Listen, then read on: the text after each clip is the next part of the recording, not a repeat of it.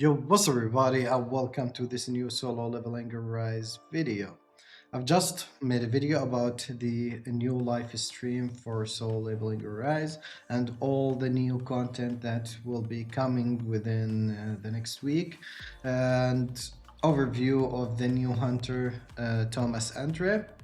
And one of the most interesting rewards that we're going to get actually tomorrow, not within the next update, is selection box for legendary blessing, and this is really big. Let me move myself a little bit so you can see the blessings. And that's why, since this is a really big reward, this video will be about which the best blessing to get first.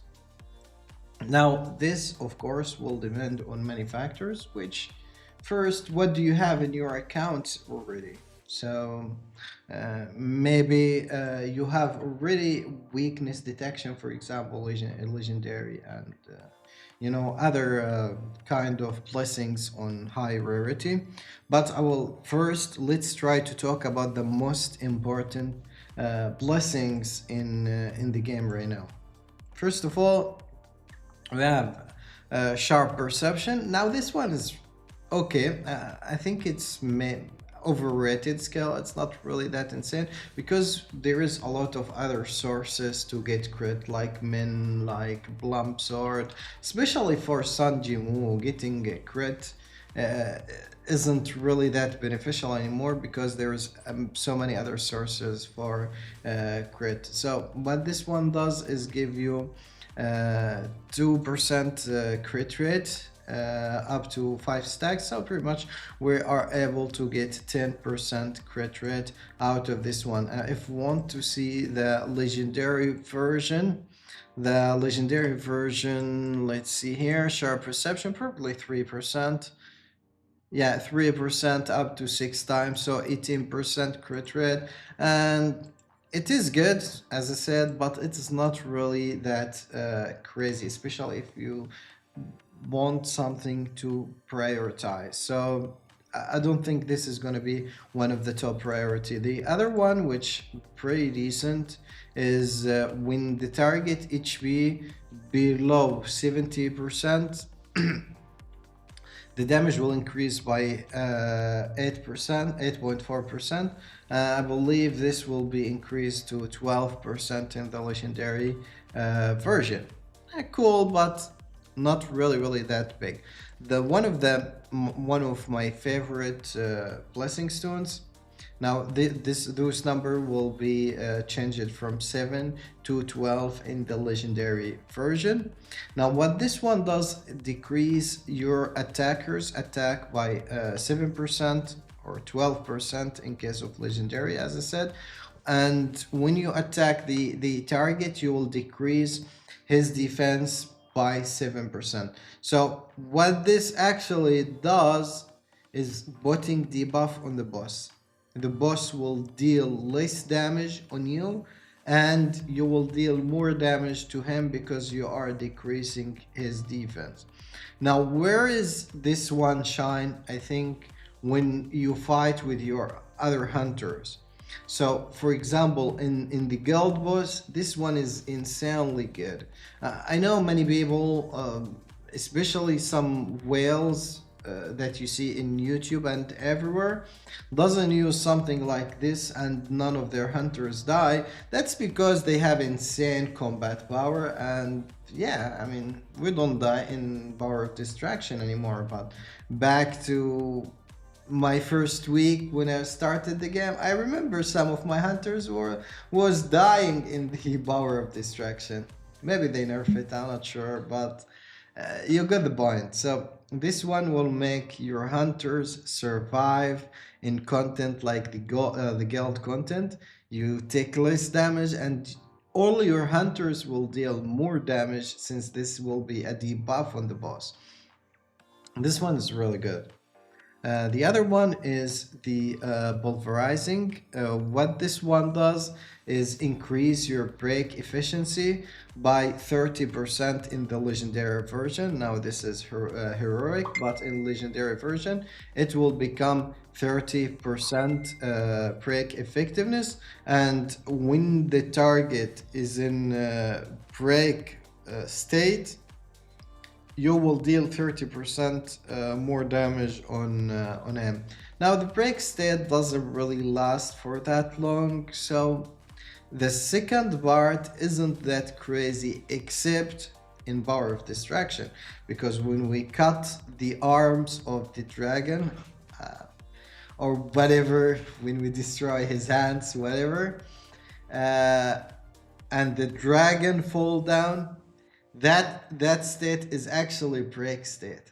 So while he's on that state, you dealing 30% more damage to him. So this is massive in Power of Distraction, and 30% break efficiency is always good, but sometimes it's not needed if the boss can be, you know, if you can break the boss easy without any effort, it's not really that big deal. But in some content, sometimes the boss break gauge is heavy and need a lot of attack, so 30% could help a lot in such situation.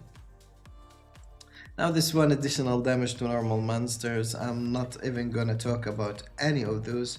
Chain of Blood, one of the skills that could give high damage potential, but the problem with this one, although I have it on legendary version, I don't use it very often because this one depends on you being very low on health. So the amount of attack that you are getting based on how low your HP is. If you are full HP, this one not giving you any benefit. If you are very low in HP, you start get benefit of this. But the problem is the problem is you take also 10% damage increase, so you take even more damage. So I don't think this one is really worth it, and unless they adjust this blessing. This one is good, but it's not really that crazy. I believe 5% up to 4 times. Let me recheck the legendary version of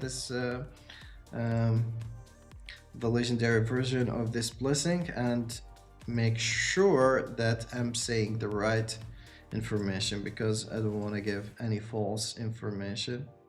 Yeah, 4% 4 times, 16% attack, and you take 12% more damage. Decent attack buff, but you know what? I don't think this one is worth prioritizing. So it's not bad, but as I said, it's not worth prioritizing over other skills. Probably this is gonna be like 4th or 5th in priority for me. And we have the weakness detection. And finally, this one is also good, especially for the guild content, Power of Distraction. So when you have 2 hunters from the same element, you and your hunters will get 5% additional attack, HP, defense, and everything. And if all your hunters, if you have 3 from the same element, which will happen a lot in the Power of Distraction and the guild boss, you will get 10% attack HP. This is really big, by the way. So which one worth prioritizing? Did I talk about the boss slayer? Probably not. So the boss slayer is also another good one. Increase your damage dealt to bosses by 20%, but cooldown of your dash increase by 20% as well. So the first skill I highly advise to prioritize is weakness detection. Why? This one give you straightforward damage increase 20%, there is no downside for this. Straightforward buff, always active as long as you use like the weakness element. So if the boss has weakness against light and you use light attack, and this is going to be the case 90% of the times, right? Most of the times we use the weakness element. This is, as I said, this is 90% of the times or of the cases when we're playing against any content in the game. For example, if we're doing, let's say the instance dungeon here, or the instance dungeon. This one, for example, has weakness against wind and dark. As long as you use wind or dark attack, you getting straightforward 20% damage increase without any downside. This is way better than any other blessing. This one will give you 20% in the legendary version when you attack against boss, and there is 20% like the cooldown of your dash will increase by 20%, so it gives you the same amount of damage. However, this one has a downside, which increase the cooldown of your dashes. This one doesn't have any downside. The same with double-edged sword. It gives you 16% attack, and by the way, 20% more damage is better than 16% attack. In terms of damage, this one gives you more damage, and this one has a downside, which you taking more damage. That's why it's called double-edged sword. Now, if we compare it to anything else, there is nothing even close from the damage that we getting from here. This one giving obviously way less damage, I believe. Let me recheck it again. I think it's either 12 or 14% additional damage when the target below 70%. So let me correct my 14%. 14%. Still, weakness detection giving more damage. If you say, let's say you have the weakness detection, what's the next option I will go for? I may even pick this one over the weakness detection, actually, because 20% cooldown reduction, or CDR, is big. It's really big, because you will be able to spam your skills more often, and reawakening is insanely valuable in any kind of content. Can be always useful, and I always like encourage anyone to upgrade the universal skills over niche skills. So as I said, this one is a niche skill because, as I said, it work perfect in the power of distraction, or if the target has a heavy break gauge, will help us to break the boss faster. If not, any break skills or any support with break skill will do the job. So I consider pulverizing, although it is good, I'm not saying it's bad, but it is more niche. There are so many situations where this skill is absolutely useless. This one is always useful, except the situation where there is no elemental weakness. I think that's on the Battlefield of Trials, the normal version, not the monthly version, which not really that big deal, because it's one time, no matter when you finish it. It's not you're gonna lose rewards or something like this if you didn't finish it very early. So as I said, that doesn't matter. So the most important two skills for in my opinion is those two. After those two, maybe this one, I'm not sure exactly. The Boss Slayer is really good option as well. Double-edged sword can be good as well, and I love the Bloodlust. It's probably my third or fourth option if I had the option to choose a legendary skill or blessing. Those are the most important one. So maybe this one, but not most of the time. It's 14% additional. Maybe Boss Slayer, Bloodlust. All of them after the reawakening and the weakness detection. So there's 1, 2, 3, 4, 5, maybe 6. And if I finish all of them, I love this one. The dash will, the chance to like reset the dash will become 30%. So that's a lot of dash spamming. I love it. I love this one, especially if you're using the plum.